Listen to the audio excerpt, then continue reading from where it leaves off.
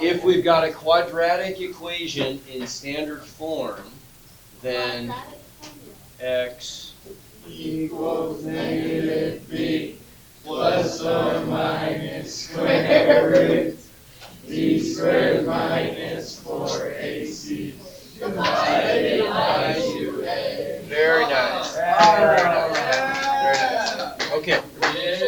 So let's just practice a couple quick examples using this.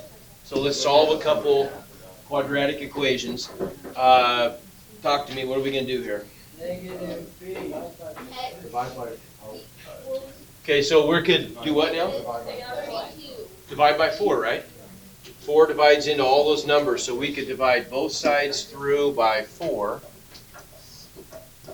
And that's going to make things easier. I'm going to get x squared plus 8x plus 3 equals 0, right? Okay, now can you tell me, is that going to factor? It's not going to factor, is it? Is it going to, what's a method we could easily solve this with? Complete the square would make sense. How come?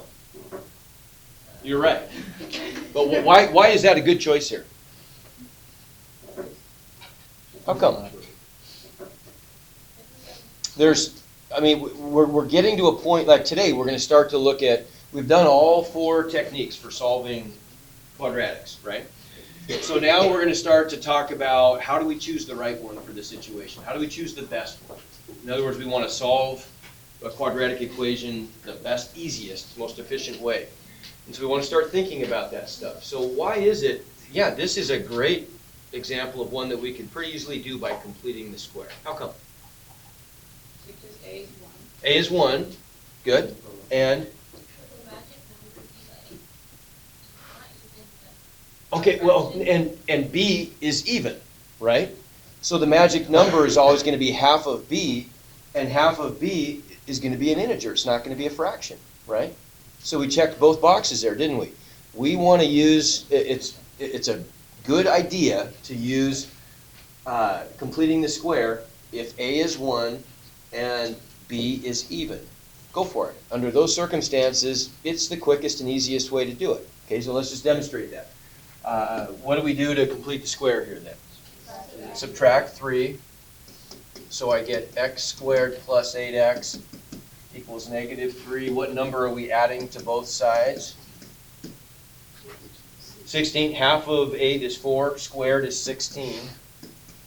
And then over here, that's going to give us what? X plus 4 squared equals 13. And now it's easy, right? Now what? Now all we have to do is isolate x. We completed the square. Now we can isolate x by doing what? Square rooting.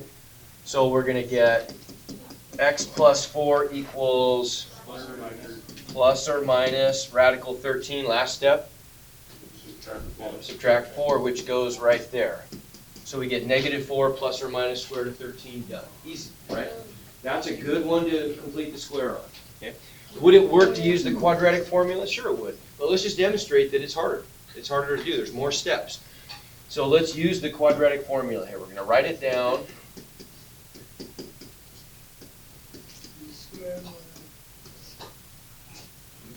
There we go. Okay, so what do we get then? If we solve for x, we plug and chug, we're going to get what? Negative 8 plus or minus 6 square root of 64 minus 4 times 1 times 3, right? So minus 12, all divided by 2. So that's going to give us negative 8 plus or minus the square root of 52 divided by 2, right? And then we're going to have to simplify that radical, right? So we got to go down and we do some side work on this. And we got to do our 52 breaks up into what? Okay, 2 and 26, which is 2 and 13, so we're gonna get a couple of 2's and a single 13, right? So we get -8, and let's go ahead and split this up. -8 over 2 plus or minus 2 radical 13 over 2.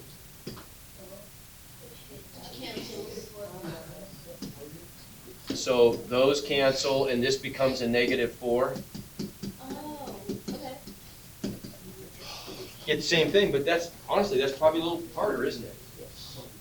Maybe slightly, I would think. It's just, there's a little bit more to do. This is pretty clean and straightforward, right? Okay, let's try this one. Okay, move the 2x squared to the other side. So subtract 2x squared.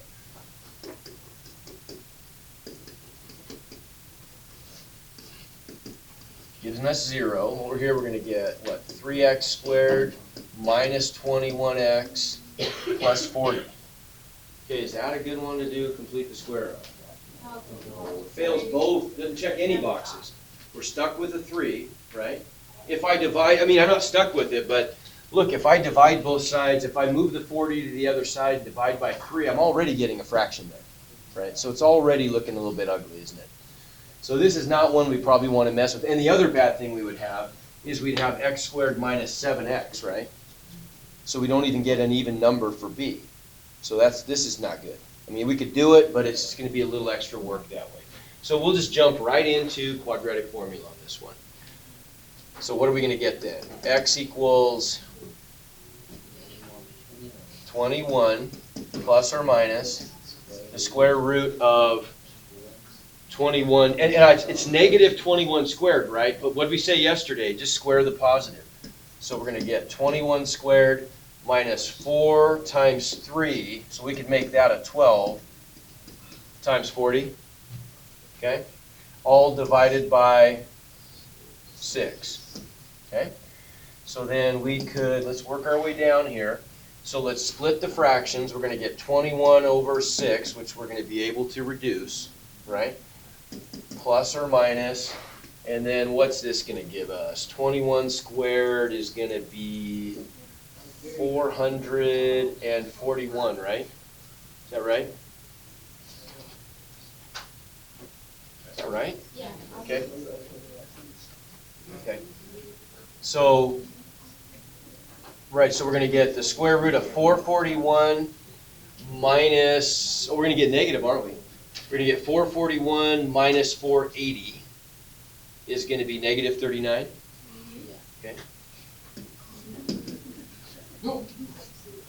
Over 6. So what can I do with the, now what's the negative part of the radical going to give me? It's going to give me an I, but we need to know about the 39. So if we do a little side work and we factor 39, we're out of luck, aren't we? Because that's going to break into what? 3 and 13, and those are both singles, so we're stuck with 39 under the radical. Okay, and so we end up then, let's go ahead and work our way down. 21 over 6 reduces to 7 and 2, plus or minus. We already said that the negative here is going to become an I, and then we're stuck with the square root of 39 over 6. A negative and a radical is not always going to be I. Yes. Yep. It's always going to be an I.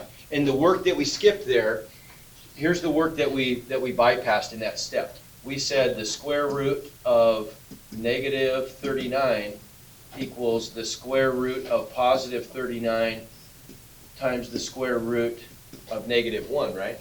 What's the square root of negative 1? It's an I. But it's always going to be that way. So you can always just recognize that if I have a negative number under a square root, it's going to become I times the square root of the positive number. Okay? Now I want you to notice a couple things here. This is important, and we're going to talk more about this later. But if I write those two solutions down separately, look what I get. This is equal to 7/2 plus the square root of 39 over 6i, and 7/2 minus the square root of 39 over 6 times I. What's the relationship between those two solutions? Almost. There's a pattern there. What do we call those?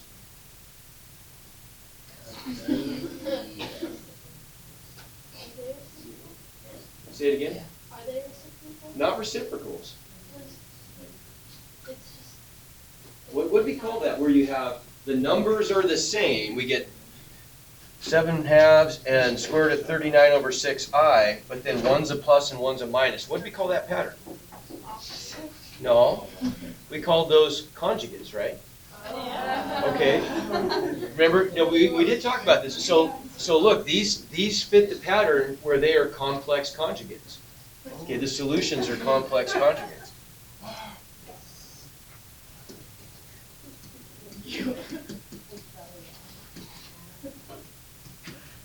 And complex conjugates are just numbers of the form a plus bi and a minus bi, right? Okay. So is this an accident? No, it's not. Anytime, this will always happen, anytime you get a solution to a quadratic equation that is a complex number with an imaginary part, it always is going to occur in a complex conjugate pair. Complex solutions always come in complex conjugate pairs, every time. Okay? And that's going to work for other polynomials too. We're going to find next unit, for example, that if I have, let's say I have a 5th degree polynomial that I solve. I solve a 5th degree polynomial equation where the biggest power of x is x to the 5th. We talked about this earlier in the year. How many total complex solutions are there to that if it's a 5th degree polynomial? 5. Guaranteed there's going to be 5 complex solutions. They might all be real, but we know that the complex ones always come in pairs. Remember talking about that? Okay. Not only do they come in pairs, they come in complex conjugate pairs. Okay. And then you just have one. So you could have 5 real and no complex, right? You could, or no imaginary. You could have 3 real and 2 complex, or you could have 1 real and 4 complex, 2 complex conjugate pairs. But you could never have 5 complex solutions with imaginary parts because they have to come in packets too. They have to come in pairs, right? And we'll get more into that later. Okay, so next issue then. Let's focus on this part of the quadratic formula that falls inside the radical, because this is really valuable to us. If we're smart about this, we can look at that part of the quadratic formula and predict a lot about what the solution is going to look like. So you tell me some things about that. First of all, we call that the discriminant. Okay, and the reason we call it well, you'll tell me in a second why we call it the discriminant. So what is going to happen here if the discriminant is positive? If b squared minus 4ac, when I calculate that number that comes from b squared minus 4ac, I get a positive number, real number. Then what's going to happen? Okay, and my answers are going to be real numbers, aren't they? Right? Because I'm going to get 2. I'm going to get 1 for the plus and 1 for the minus. But the square root of a positive number is a real number, right? It might be irrational, or it could be rational if it's a perfect square. But if I'm taking the square root of a positive number, I'm getting back some positive real number. Agreed? No i's, in other words. Okay? So that's one thing we can say. If the discriminant is greater than 0, then we're getting 2 real solutions, guaranteed, and no imaginary solutions. Right? Everybody see that? That's useful to know. Okay? What if the discriminant is negative? We just did an example like that. What happened? Good. What happened was I got complex conjugate solutions, right? So I got 2 imaginary zeros, or 2 imaginary solutions, and no real solutions, right? Everybody agree? Okay. So we can add that to our list. If the discriminant is negative, meaning less than 0, we get 0 real solutions and 2 imaginary solutions. Okay, what happens if it's in between? What if the discriminant is exactly equal to 0? What's the square root of 0? 0. So then my 2 solutions would be negative b plus or minus 0 divided by 2a. Are those different solutions? Same thing. adding and subtracting 0 gives me the same result, doesn't it? So then what happens if the discriminant is equal to 0? We get one real solution and no imaginary solutions, right? It's one real solution, but it's really what we'll call later on when we get to the next unit, we'll call it a double root, because it actually counts, it kind of counts for 2 in a way, okay? But for now, we'll just think of it as only one real solution, okay? All right. That's useful for several reasons. Here's a practical one. A lot of times we're only interested in the real solutions. So let's say I gave you a pretty hard quadratic equation to solve. And I said, give me the real solutions. If there's no real solutions, then the answer is no solutions. Okay? Why might you want to start with this part of the quadratic formula first? If it's negative, stop. Right? If that's negative, you know you're not getting real solutions, so you're done. There's no real, you know the answer is no real solutions, right? So you can be strategic about this a little bit, right? Okay, let's, what about this? Here, you're going to get some questions in Moodle. This clear up to section 4.8. 4.7 is the quadratic formula one. I put an assignment up so you get a little practice with that. But 4.8 is going to be about just being strategic. There's nothing new there. It's just about being strategic and choosing a method. So you're going to get some questions like this. And your options here, I'll tell you what they are, because I just took a screenshot. I can't actually pull down that menu. But it's going to say a discriminant based on the above equation has a negative, positive, or 0 value. What's it going to be? And see if you can, and I want you to see if you can come up with a way that next time you get one like this, you can say, oh, shoot, I know the answer right away without even thinking about it.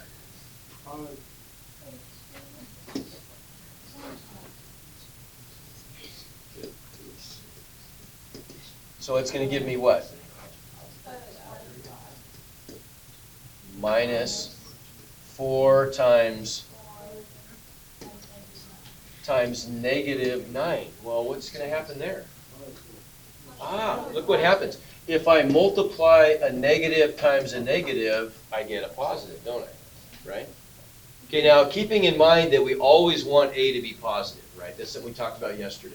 When we put the quadratic equation into standard form, we know that we want A to be positive. If it's not, we just multiply both sides by -1 and make it positive, right? So A is always going to be positive when we're using the quadratic formula. And so if A is always positive, all I've got to do then is just count the number of negatives for B and C, don't I? Everybody agree?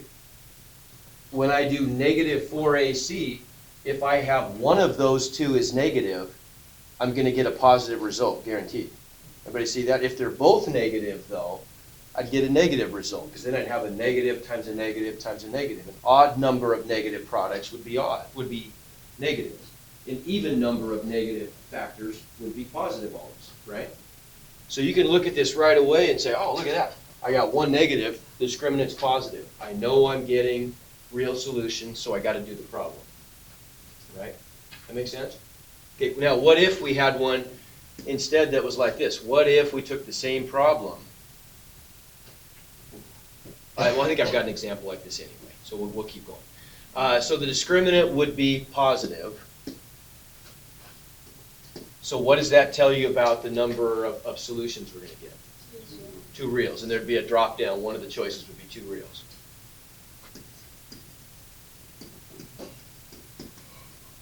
Okay, how about this one?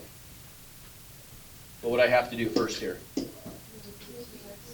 Got to make it equal to 0. So we'll move the terms on the right to the left and get 4x squared plus 4x plus 1 equals 0.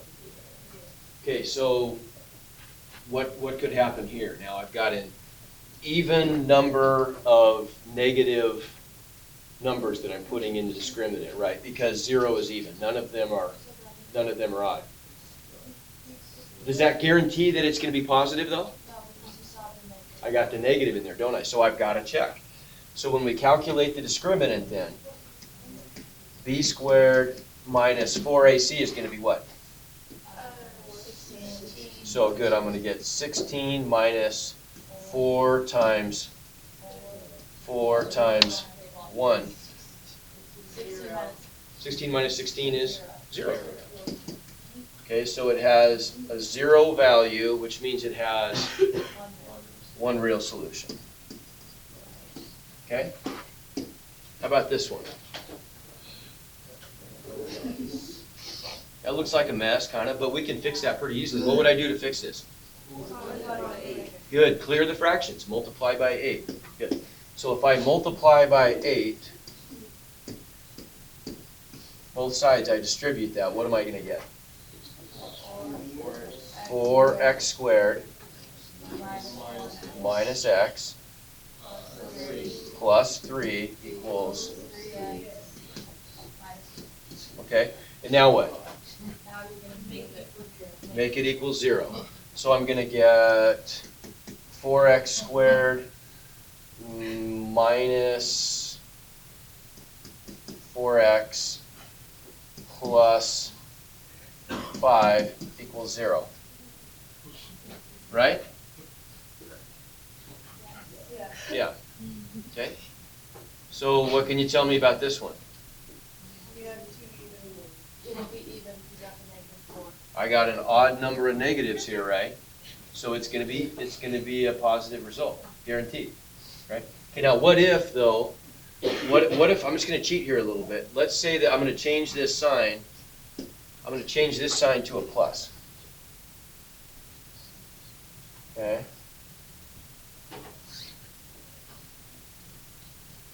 No, I'm going to change this sign to a minus. I'm going to do both, actually. Okay, so that's going to make that a plus, and that a minus, that a plus, that, whoops, that. So what would that make that then? Yeah, make it a plus, wouldn't it? Yeah. Okay? So if I do the discriminant, I just want you to follow my thinking on this one. So the discriminant, b squared minus 4ac, is going to be 4 squared minus 4 times who cares? Right? It's going to be 4 times 4 times some number bigger than 1. And so what do you know is going to happen? It's got to be negative, right? Because I've got 16 minus 16 times 5. Well, that's obviously negative, isn't it? Right? So do we need to know what the exact answer is? No, we don't. At this point, we don't need to know. We just know that it's negative for the purposes of this question. Right? So we know that it's got a negative value, so it has 2 imaginary solutions. Right? Make sense? Okay? But we don't have to know the exact value. Then we don't really need to, right? We can skip thinking that hard. Okay, so we can skip these. So this is on the handout that you picked up today, right? Everybody got this? I didn't even know. Oh, okay. So here's, I'll give it to you, right here.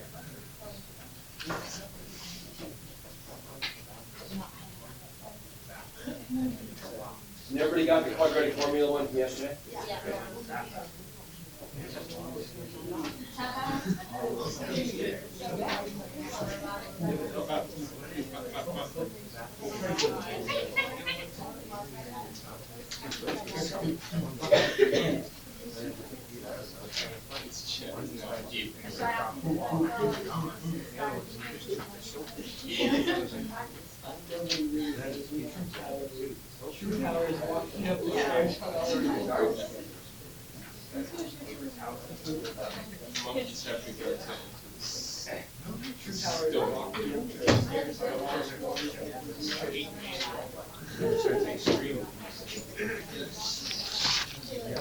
Okay, so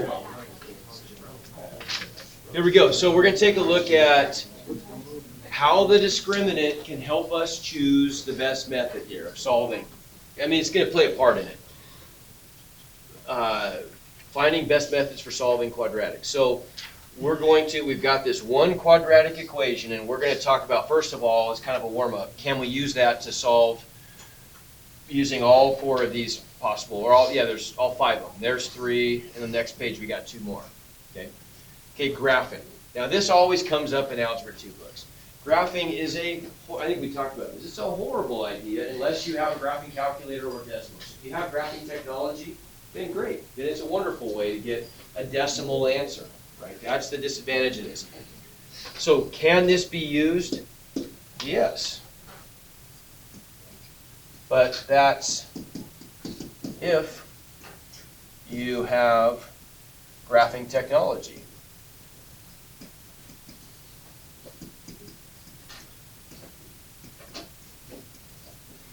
If you have graphing technology, it can be used, right? And this one's going to work out because you're going to get exact answers.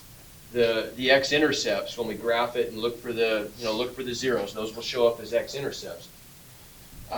It works here because we're going to get real solutions, right, that are exact. But what could be problems? These are some issues that we're always going to have with graphing.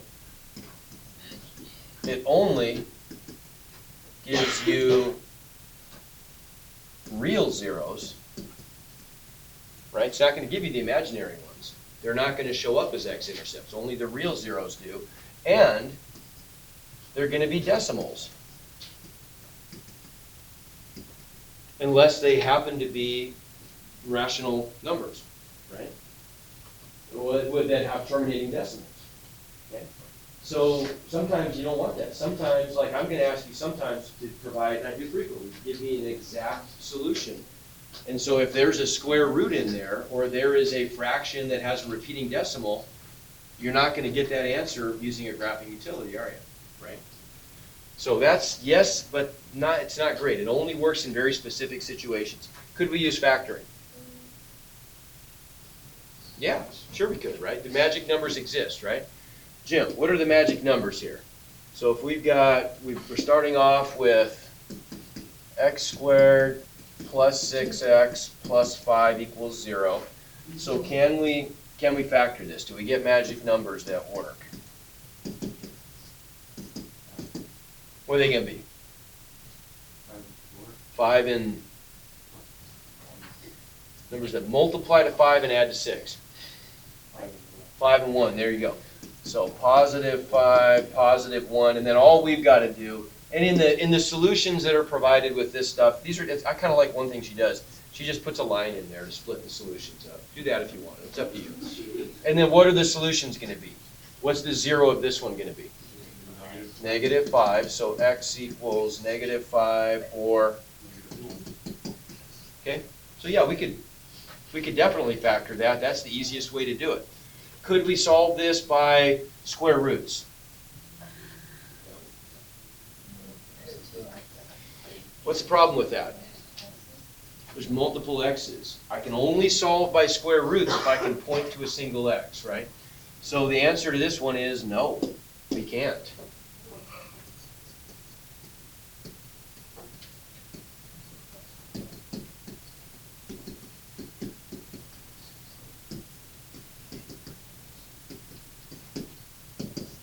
Can't point to a single x, so that's not a viable method.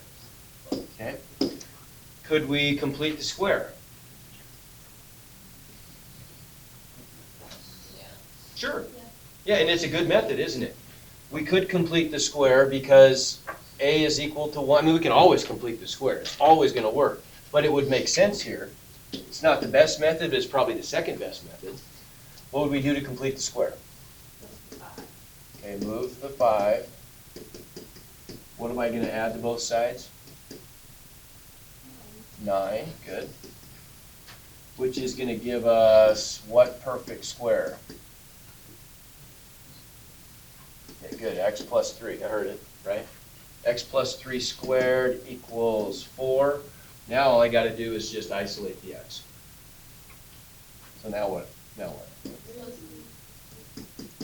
X plus 3 equals plus or minus 2, right? If I subtract 3, x equals negative 3 plus or minus 2. So if I take the plus, I get what? Negative 1. If I take the minus, I get, okay, good. And then quadratic formula, well, of course, that's going to work. Always works, right? But it's a little harder than necessary this time. If I plug into the quadratic formula, I'm going to get x equals negative 6 plus or minus square root 36 minus 4 times 1 times 5, right? All over 2, which is -6 plus or minus square root of 16, all divided by 2, which gives us -6 over 2 plus or minus 4 over 2, which gives us our -3 plus or minus 2. And then same as before, right, from there. Okay? So we could use lots of these. But now let's kind of talk about, okay, why would some be better than others? What's the discriminant again? There you go. Good. Discriminant is just b squared minus 4ac. And, okay, so let's look at all these different cases. So what if, when I calculate the discriminant, d, what if the discriminant is positive and it's a perfect square? What is that telling you? If we think about this in the context of the quadratic formula, right? So the quadratic formula, remember, x equals -b plus or minus the square root of the discriminant divided by 2a. Well, if the discriminant is a positive perfect square, what's going to happen when I square root it? Okay, good. I'm going to get a whole number, aren't I? Right? Okay, I'm going to get a whole number for sure. And so I'm going to get -b plus or minus a whole number divided by 2a. And remember, a, b, and c, so we're going to make the assumption here that a, b, and c are all integers. Okay? Does it have to be that way? Not technically, but for now we're saying that, right? So a, b, and c, when we write this thing in standard form, I'm going to make a note of that. So if we've got ax squared plus bx plus c equals 0, where a, b, and c are elements of the set of integers, right? And we called that, what did we used to call that? We called that z, didn't we? No, we didn't. What did we call the set of integers when we did that set way back when? I think it was z. Yeah, it was z. Okay. So they're elements of the set of integers, right? So they're all, can't be fractions, can't be decimals, can't be square roots. Could they be in reality? Yeah, they could. But we're not going to do any of that stuff this year. Okay. So if that's true, if a, b, and c are integers, then we would get back a number plus or minus a number over a number. That's going to be a fraction, isn't it? Everybody agree? So what can you tell me then? How many roots are we going to get? 2, right? Because the discriminant's positive. So I'm going to get 2 roots. And what types of roots are they going to be? Well, they're going to be real, but I can also say, if this is a perfect square, they're going to be rational, right? I'm not going to get any square roots in there. Okay? What if d is positive, but it's not a perfect square? Well, I know I'm still getting 2 roots, and I know that they're real. But if b is, or if d, the discriminant, is not a perfect square, then I'm going to get stuck with something under the radical, aren't I? Right? So I guarantee I'm going to have a square root in my answer, which is going to be irrational, isn't it? So we're getting real, 2 real, irrational. If d is 0, we already know what's happening. We get 1 real root, and it has to be rational, doesn't it? Right? Because look, the square root's going away. So I get 1 that's real and rational. And if d is negative, I'm getting 2 imaginary, right? Okay. That'll get you going on some stuff. We'll pick that up. Take Monday off. We'll pick that up on Tuesday. How about?